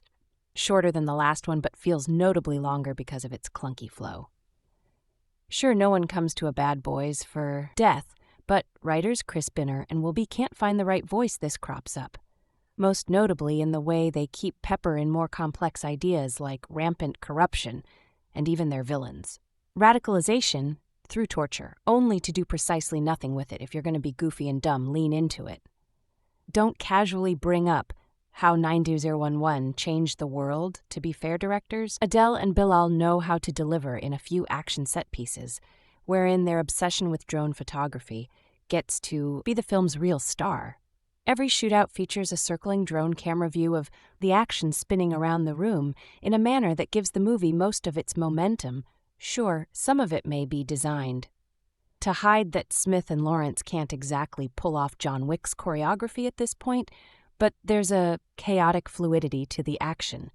That's the film's greatest strength. It's flashy and stylish and keeps the viewers bouncing around the frame. To take it all in a helicopter sequence and a final shootout at a gator farm are truly enjoyable, even as the plot and the motivation of the cogs within them make less and less sense as the movie goes on. Never mind the physics that give Marcus the strength of the Hulk in that copter. And CPIO deserves some credit for the way he carries action scenes with an intensity that the rest of the film often lacks. He could easily carry his own Bad Boys Juna. Bad Boys for Life had the element of surprise, a much-delayed sequel that blended nostalgia and modern action filmmaking techniques to satisfy viewers just before the pandemic. It's understandable why the team behind Ride or Die chose to run it back again. Instead of taking risks and building on what worked about that comeback with something new, financially understandable, doesn't make it good. Even AI can tell you that. Once again, directed by Adil LR and Beall Fala, collectively known as Adil, and Beall Bad Boys Ride or Die is a crowd pleaser. It's a film you have to watch with the right audience, or else some of the humor won't land as a sequel. That builds on what came before, screenwriters Chris Bremner, and will do a great job pulling on a story thread that hasn't been explored while tying it seamlessly to Bad Boys for Life will. Smith and Martin Lawrence are just as sharp as ever, and their on-screen chemistry continues to hold the film. Together, Bad Boys Ride or Die still very much sensationalizes the police without much criticism. Beyond the rogue dirty cop, their representation hasn't changed much in the media in recent years, but as a continuation of a franchise that has been around since the mid-'99s, Bad Boys 4 at least proves that having multiple sequels doesn't mean the end of a franchise's storytelling creativity. Detectives Marcus Burnett Lawrence and Mike Lowry Smith have experience and friendship on their side after they're labeled fugitives after Captain Howard Joe Pantano is framed, with only each other to rely on. Bad Boys Ride or Die would just be another middling, forgettable action movie if it wasn't for Smith and Lawrence's incomparable camaraderie and banter. One of the best parts of the Bad Boys franchise is how it's continued to explore Marcus and Mike at different stages in their lives. It would be easy to stick to the status quo and leave things unchanged, but life moves forward, and so too do the characters Adil and Beall, all highlight a decades-long friendship, framing it as being just as integral to the characters' survival as their families. Smith and Lawrence capitalize on that without losing their comedic timing. They've got charm, and they know it. Their witty exchanges hold the film together through its most audacious escapades. Theirs feels like a lived-in relationship, and it's satisfying to watch them fighting together, still as loyal as ever in this next chapter of their lives. Ride or Die also centers Marcus and Mike's families, biological and extended, as is the case, with Rita Pa Nunez, Kelly Vanessa Hudgens, and Dorn Alexander Ludwig as much as their friendship, and it's nice to see how their support system has grown. Smith and Lawrence capitalize on that without losing their comedic timing. They've got charm, and they know it. Their witty exchanges hold the film together through its most audacious escapades. The film can be ridiculous at times and even occasionally silly, but the filmmakers don't let these moments linger too long. Before moving on, the pacing is sharp and slick, but it leaves moments for the relationships to flourish. It isn't just an action-packed, high-octane flick ride. Or D got heart and style to go along with it. Often I was content to simply watch Marcus and Mike banter about Marcus' love of candy, as I was to watch them fight the villain McGrath Eric D&E. Sometimes the former was more satisfying than the latter, and while Mike's relationship is certainly less realized because of how little time we spend with his wife, Christine, Melanie, the actress does a good job with the very little she's given. It's not always enough to believe just how much Mike loves her, and his relationship with his son Armando Jacobs CPO is far more intriguing, but the bare-bones context of their relationship is enough to work within the framework of the story Armando, who Mike is trying to get out of. Prison gets a redemption arc that works because the film doesn't hit us over the head with it. Ride or D's action scenes are exciting in and of themselves, though they're nothing to write home about. They get the job done. But there is one particular scene that is a standout among them. It involves Marcus and Mike shooting at their assants with the perspective shifting to look like a first-person shooter game. There's a fun moment when they also switch guns, while in that firster's perspective, and it's a highlight, as is the final showdown between Mike Marcus and McGrath. The action heightens the story, but there are only so many instances where there are actual stakes. While Captain Howard's death in Bad Boys for Life was shocking, there's never a moment in Ride or Die where I was scared anyone was actually going to die. Of course, killing off a great character in every installment is not the way to go, and it loses much of its impact if that were the case.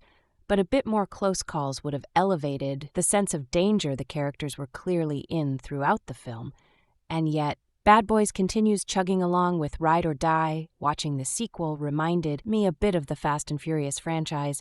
It tries to go bigger than before, while also maintaining its core relationships as a key to its success. Considering Bad Boys Ride or Die focuses a lot on Marcus and Mike's relationship and their ties to their extended family, it's not hard to imagine Smith and Lawrence could return for another adventure in Bad Boys 5. But I'm okay with the franchise ending with this film. Though it's been a good run, other information about this film, if there are 5 ages of man, maybe there are 4 ages of bad boys. There's the early age. The original Bad Boys came out in 1995, of youthful effenery, zappy, flashy, mouthy. Decadent? There's the age when the heroes start to say, we're too old for this. There's the age when they're too old to even be saying that. And then there's Bad Boys Ride or Die, the 4th entry in the franchise, in which the actors, the audience, and the whole culture is now so old for this that perhaps the only thing left to do is to ramp up the trash. Nostalgia to new levels of shameless overkill. It's a truth of the universe that all blockbuster AC series must come to an end. Die Hard with a lethal weapon for another 48 years is now ancient history. But in Bad Boys Ride or Die, Will Smith and Martin Lawrence stoke our enthusiasm for that ballistic high-concept tradition with a mid-season flair that hovers between antic and awesome. What's more, there's something about the timing. It's a total coincidence, but that's part of how movies work that feels almost karmic this summer. Hollywood has already reeled in anxiety from the double-decker box office disappointment of The Fall Guy and Furiosa, a Mad Max saga, could bad. Boys Ride or Die come to the rescue by outperforming them. If so, it will be an instructive reminder of how much our addiction to movies like this one has powered the film industry for 4 decades. We like our movie junk food amped and familiar in that light. What could be more comforting than watching the 2 stars of Ride or Die trash talk each other with the kind of deep dish, disgruntled conviction? It takes 29 years to build up the 2 go through the paces of a conspiracy thriller centering on corrupt cops and cartels that plays like an exercise in ultraviolence jack at moments to video game intensity. But that's all very standard here, though, is why the movie works in the opening sequence, which references the action fanfare of the series' last entry. Bad Boys for Life 2020 career-long cop buddies Mike Laurie Smith and Marcus Burnett Lawrence are speeding through Miami in Laure's Porsche with Mike at the wheel, and Marcus, of course, getting ready to throw up. Marcus begs his partner to stop for a ginger ale, and they do, though. Mike instructs him to take no more than 90 seconds. Marcus, though, can't help himself. He needs that package of Skittles, that convenience store hot dog that's sitting there like temptation. Itself the way Lawrence makes you feel that craving the absolute infantile compulsion of it is key. Ride or Die is going to be a movie in which the 2 stars act the holy hell out of formula when Mike enters the store. The 2 have to contend with a tattooed hooligan who's holding the place up with a gun, but Smith never acts like it's a threat, just to bother a few scenes later at Mike's wedding to Christine. Melanie Laird Marcus makes a suitably embarrassing best man speech, and then on the dance floor suffers a heart attack. It looks like he's a goner, signified by a trippy sequence in which he communes with the partner's late beloved boss, Captain Howard Joe Pantano, on a stretch of beach that looks like heaven, but Howard says it's not your time. Marcus recovers with a new lease on life that tells him to leave his creeping caution behind. He now thinks he's invincible and that his job is to heal everyone else's mystic torment. That sounds like a cliche and is, but Lawrence invests Marcus's born-again personality with a cockeyed sincerity that makes it urgent and uproarious. He's the perfect foil for Mike, who Smith embodies with an ageless, stoic finesse, a head cool so debonair it's almost uncanny. These 2 actors with nothing matching but their goatees have a spiky romantic chemistry. They don't just ping off one another's L, they lock and load each other. I went into the movie wondering how the slap would impinge on Smith's ability to be his airless and jocular Will Smith self, but he acts with supreme confidence and timing, and the film doesn't sidestep his awkward moment of infamy. It makes direct reference to it in the climax.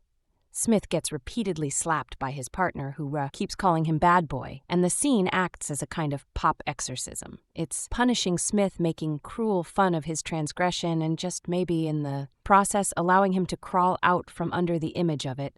The plot is strictly standard issue. A press conference reveals that the late Capa Howard is being smeared for corruption. Was he in cahoots with the cartels? We know the answer is no, but somebody was. And it's up to Mike and Morris to figure out who. Even though the film doesn't keep it a secret, it's a military baddie. who assassinates people like he was swatting mosquitoes. Mike and Marcus end up on the run along with Armando. Jacob CPIO, the underworld cold case who was revealed in the previous film to be Mike's son, Ride or Die, in its flippant way, is a movie about family, and that works because the film's co-directors, Adil L. Arbi and Bill Alfer, returning from Bad Boys for Life, are experts at fashioning and executing hair-trigger situations that hinge on the transformation of loyalty into action.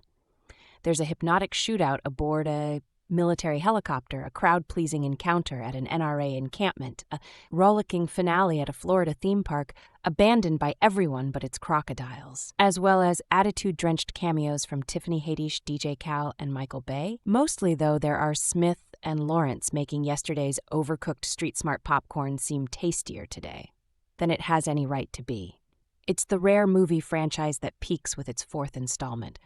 But Bad Boys, the buddy cop series starring Will Smith and Martin Lawrence as Miami narcotics detectives Mike Lowry and Marcus Burnett, is rare indeed. Its first 3 movies were released across a span of 25 years, and each one was a big hit, and they certainly didn't follow the standard arc of sequel quality.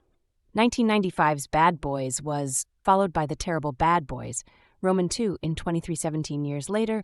Bad Boys for Life delivered something more fun and engaging, and now with Bad Boys Ride or Die, the exploits of detectives Lowry and Burnett have become something pretty great. Bad Boys Ride or Die isn't doing anything groundbreaking with its story. This time out, Mike and Marcus are working to redeem the good name of their beloved Captain Conrad Howard Joe Pantano, returning via dream sequences. It's in video recordings after his character was killed off in Bad Boys for Life. And while that quest sends the bad boys on the run, it also continues some of the more heightened soap opera-esque elements from the previous movie. At first, it seems like some of the major developments from Bad Boys for Life won't matter here, what with the heavy focus on Mike and Marcus, but it turns out Chris Bremner and Wilby's script wisely keeps Lawrence and Smith in the driver's seat before making room for those new additions. So yes, Mike and Marcus' plight leads to them eventually needing help. From Bad Boys for Life's Rita Panoons Kelly, Vanessa Hudgens, and Dorn Alexander, Ludwig conspicuously absent their co-star Charles Melton, who since ascended to prestige movie acclaimed, thanks to last year's May-December, the introduction of this team in the third film felt like a rather blatant attempt to expand the franchise a la Fast and Furious, and yet it still worked. That continues to be the case here, with some nice spotlight moments for this larger Team Bad Boys by the final act. Also back as Mike's son, he never knew who grew up evil and tried to kill him, but now seeks redemption, Armando Jacob, CPIO, in a series that's never had much in the way of emotional resonance. There's actually some weight to the scenes between these characters in Ride or Die as they attempt to move forward with some semblance of a father-son relationship. On the flip side, it's good to see Bremner and Beall and directors Adil L. Arbi and Bilall not ignoring what happened before, because lest we forget, it was Armando during his evil days who killed Captain Howard. That fact weighs heavily on the story, as we meet Howard's daughter, played by Risa Horn, in a one-note role that's a far cry from her amazing work as Kim Wexler on Better Call Saul. It's still fun to see her run around with a gun in a Bad Boys movie, though, for the second Bad Boys in a row. Smith is the dramatic rock Mike still has plenty of good insults to throw at. Marcus, but he's mostly preoccupied by the situation with Armando after nearly 30 years. Smith and Lawrence's chemistry and their strong comedic energy together is well established, and the two continue to make for a great on-screen pairing. They're in for a bit of role reversal in Ride or Die. Whereas Mike started the last sequel at Death's Door, now it's Marcus' turn to dodge the Grim Reaper. This leads to some goofy, yet frequently funny material. He walks away from a heart attack feeling immortal, which Lawrence embraces wholeheartedly, delivering laughs as Marcus tests his theory in increasingly dangerous ways. But it's Elle and FAA are the real stars of Ride or Die, the duo billed as Adil and Bilall did a great job with Bad Boys for Life, evoking the overblown whirlwind style Michael Bay established in Bad Boys and Bad Boys Roman II, while expertly adding their own somewhat looser flair. This time out, Adil and Bill all cut loose, beginning with the trippy visuals of Marcus' near-death experience, taking an influence from animation and video games. Their camera is in constant motion, kenning back and forth as if it has a life of its own. One standout scene finds Mike and Marcus fighting for their lives. On a small plane that's in free fall, as the camera mimics their weightlessness, the duo fends off armed attackers and tries to stop some precious cargo from flying off the plane.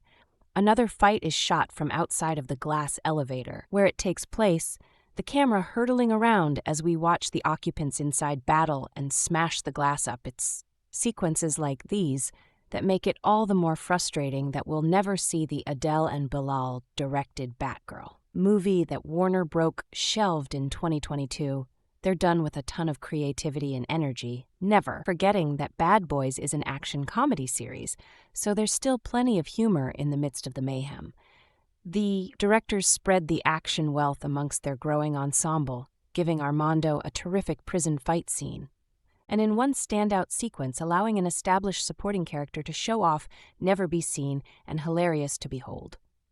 Fighting prowess is Bad Boys Ride or Die, also extremely silly with its fair share of cheesy dialogue and some jokes that missed the mark, absolutely, but there's so much to enjoy here, and the energy is infectious by the time the needle drops on a cover of Inner Circles. Bad Boys, from an exceedingly unlikely source, the film has more than proven its willingness to go big and reap big rewards in the process. Positive elements. Mike and Marcus have their obvious flaws, but they're both men who will readily make self-sacrificial choices in an effort to help others and defend Cap Howard's reputation. Mike's son, Armando, is a former drug dealer and convicted killer, but even though there's no love lost between the father and son, Mike still moves to protect Armando when he chooses to help in their investigation. And in time, Mike's influence helps shift Armando's attitude. The hardened young man makes his own self-sacrificial choices in an effort to save an innocent girl and make his life worth something. Eventually, Mike, Marcus, several of their fellow officers, and Marcus' nephew, Reggie, all put their lives at risk in an effort to protect the innocent, save hostages, and foil a deadly plot. Spiritual elements after dying and seeing his visions, Marcus gives the things he saw. Significance, Marcus says he witnessed several reincarnated lifetimes. And he adds that he and Mike have been soulmates who maintained a bond throughout them all, including one in which Mike was a mule and Marcus was his owner. Sexual content, we see lots of bikini-clad young women on a beach and other women in various stages of undress, including one wearing only pasties and panties in a men's club. One of Mike and Marcus' fellow male officers walks around shirtless after his near-death experience. Marcus jumps out of bed and walks up to the roof of the building in an open-backed hospital gown. We see his bare backside, and he lifts his gown and exposes himself to people on the street below, off camera. Marcus passionately kisses his wife, Mike, and his bride kiss during their wedding ceremony. There are a number of verbal sexual gags in the dialogue mix, including some rather raw quips about oral sex violent content. There is lots of visceral violence on tap here. We see several major shootouts between Mike, Marcus and various groups of killers with high-caliber weaponry. People get stabbed, riddled with automatic gunfire, and sent falling from heights. Gunmen and vehicles ignite after being hit with Molotov cocktails and drone-launched bombs, resulting in massive explosions. A fight takes place in a military helicopter that ends up with police officers being shot at point-blank range, and the pilot having his throat slashed. An explosive is also detonated within the helicopter as the craft spirals toward the ground. The surviving occupants struggle to gain control as they're thumped forcefully. Around in the cabin, they crash, and only 3 people survive. A man is hit by a crashing seaplane. The plane's propeller shreds him as it smashes toward the camera. Several people get shot in the forehead with pinpoint-long headshot. A man is attacked by several assassins then ends his defense by jamming a shiv into an attacker's eye. Similarly, a young Marine must defend 2 innocents from a dozen or more heavily armed assailants. He batters the baddies, breaks limbs, and shoots the men in the chest and face. They're all dispatched in a deadly ballet.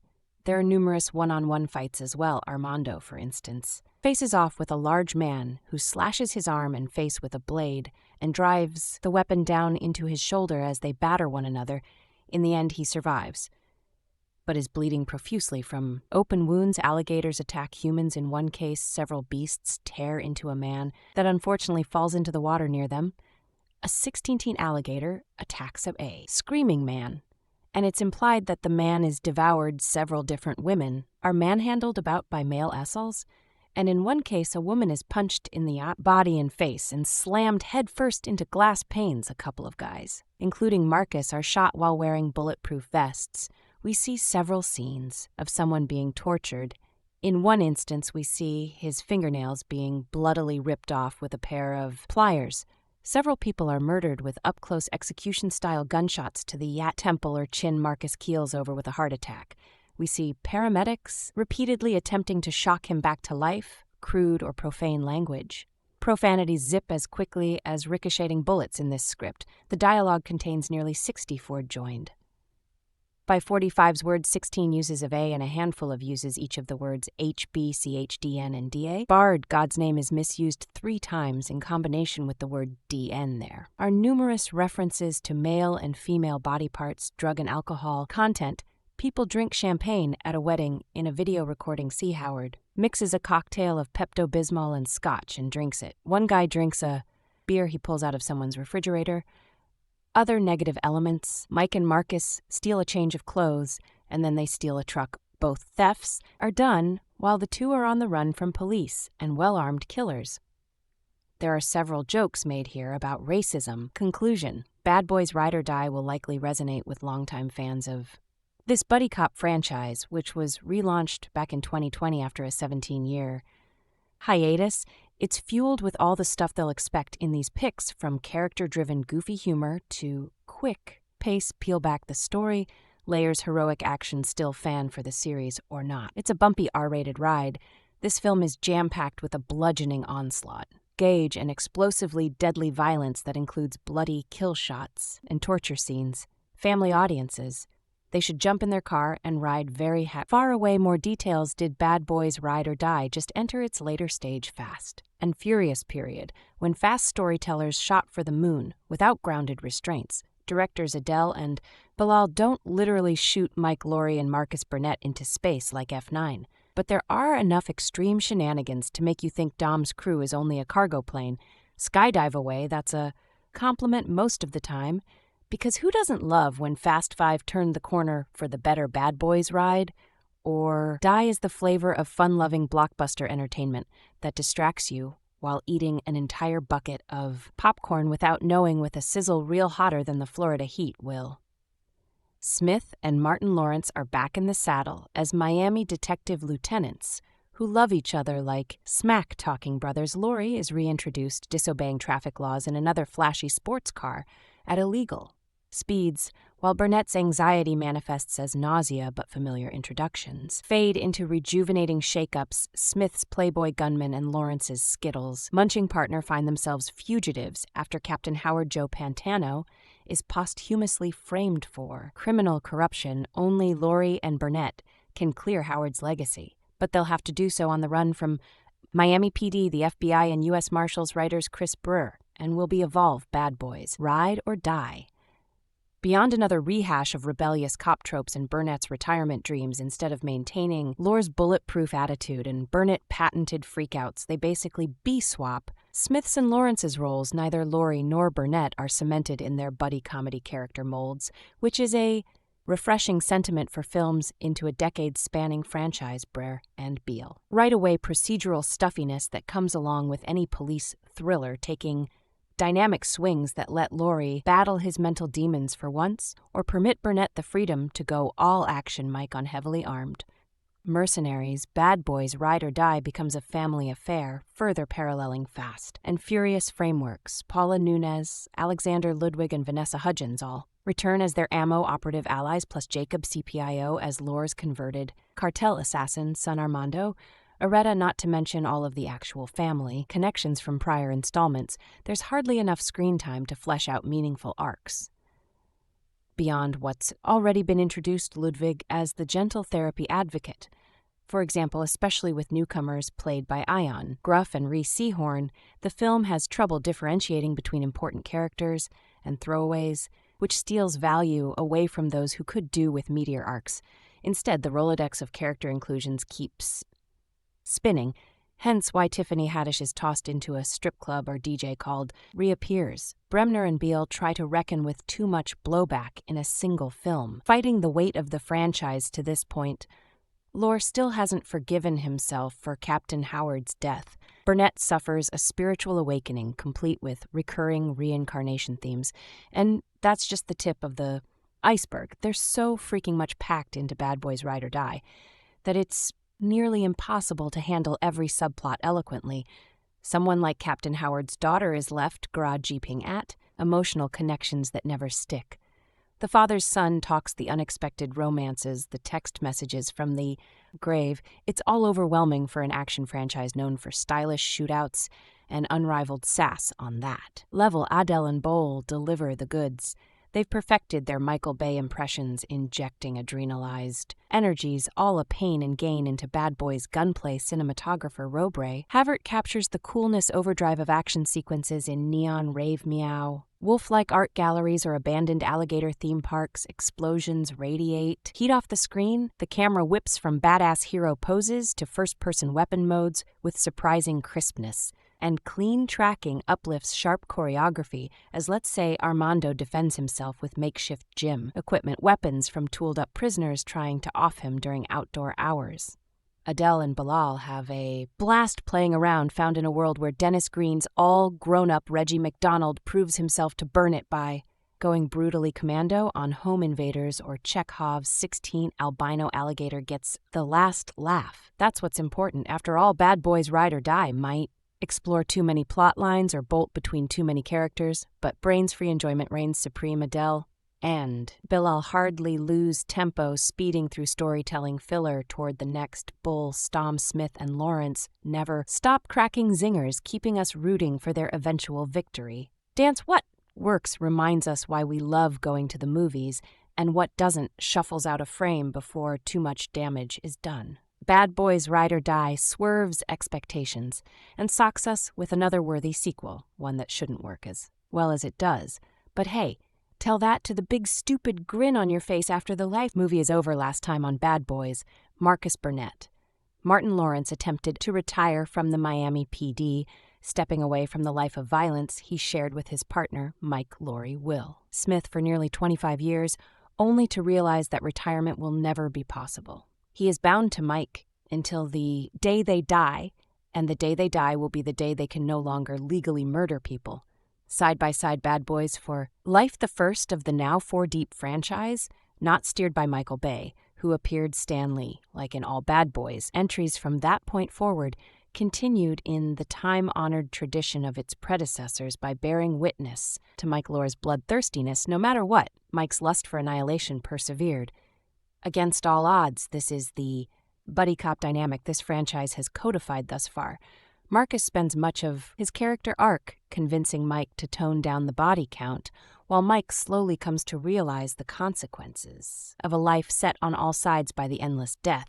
He's wrought. If the Bad Boys movies are mostly about the war raging in the soul of America's ideal psychopath super cop, then Bad Boys Ride or Die paints that war with big and shameless Fast and Furious ambition. No longer questioning if Mike should kill, but why he does. Is he a bad boy or a good boy who is so good at doing bad things that he's cosmically aligned with the nature of the bad boy? Is he the monolithic good bad boy, a true representation of punitive justice in its purest form? Anyway, in this one, Mike finally gets married. This new degree of family responsibility, combined with still lingering PTSD from watching Captain Howard Joe Pantano get killed right in front of him, plus the added complexity of Mike's, until recently estranged son Armando Jacob, CPIO, being the killer. This all happened in Bad Boys for Life, trigger frequent panic attacks. Marcus has his own attack at Mike's wedding, that of the heart, during which he experiences near-death visions of all the lives he's LED with all the previous versions of Mike, as well as a prophetic meeting with dead Captain Howard, telling him it's not yet his time to go. Marcus wakes with two epiphanies. Mike is his soulmate, and Marcus cannot die, unlike past Bad Boys movies in which a big event, like Mike almost dying in the previous film, on Earth's notion, and Marcus that maybe he should stop, bringing so much violence into the world. or that maybe all this daily trauma could use some therapy, or that maybe a family life can't coexist with such ceaseless death and pain in Bad Boys. Ride or Die? Marcus represents the new paradigm these movies are exploring. How can these guys survive all of this in this one? They make it through a pretty gnarly plane crash, but let's go back further in retrospect, almost 30 years following the first movie's premiere. Michael Baugh's Bad Boys Duo seems simultaneously genre-defying and defining the final statement on these guys. The first movie from 1995, a relic of the Clinton administration, establishes Miami's finest as two hyperviolent psychopaths in a world that, with super predators on the rise, requires such unmitigated force, a huge success. Bad Boys pretty much codified Bay's whole thing in one go, giving him the kinds of budgets that would engender a tea-suckling adherence to excess in even the humblest of filmmakers, so that, by the sequel, 8 years later, excess was much of the point. Bad Boys Roman II is the platonic ideal of sequel, a movie that has nothing new to offer beyond the relentless and gleeful exploitation of its continued existence when Marcus and Mike steal Dan Marino's luxury car to chase down a van full of naked corp-ease, which subsequently spill onto the road in front of them during the high-speed action set piece. The endless possibilities of the cinematic form archetypes and all feel fulfilled at once, which may be why Bad Boys for Life with Bilall and Adil El-Arbi taking over for Bay SNS more bandwidth into catching up than successfully translating the brand past Bay's tenure. The directors bring in a young cast and kill off Captain Howard and give Mike Secret Son villains become heroes. Charles Melton was there, the whole affair is Vin Diesel-cated, etc., attempting a little bit of everything to figure out where to go after Bad Boys Roman II. Drove a Hummer through a small village in Cuba, which was an homage to Police Story maybe, but also a screaming culmination of Baz mayhem existing for its own indulgent sake with Bad Boys. Ride or Die. Adil and Beall have divined the right direction for the franchise, doubling down on the sooty melodrama while curbing much of their visual language from late-period Bay, especially his recent opus Ambulance. They've found a way to branch off from the first two films without anchoring it with expansive lore, swooping long take, drone shots, and an endlessly spinning omniscience accompany more than 5 obligatory pav shots from the barrel of lit. A gun or some other inanimate object, cinematographer Robre has World A, constantly moving tumbler of squatching slow-mo violence obligation its glorious driving force. But rather than let the chaos warp the film's sense of space, Adil and Beall's action scenes, with which Ride or Die is lovingly bloated, are as legible as they are earnest, attempts to court a big audience, whereas Bay would blaze through that sense of space with a blowtorch. The two directors have also wisely caught on to the benefit of their actor ages Smith, now mid-50s, and Lawrence P. in 60. Not only has Smith spent the past 20 years doing increasingly difficult stunt work alongside his dramatic roles, Lawrence has become the warm, welcome, emotional center of the franchise.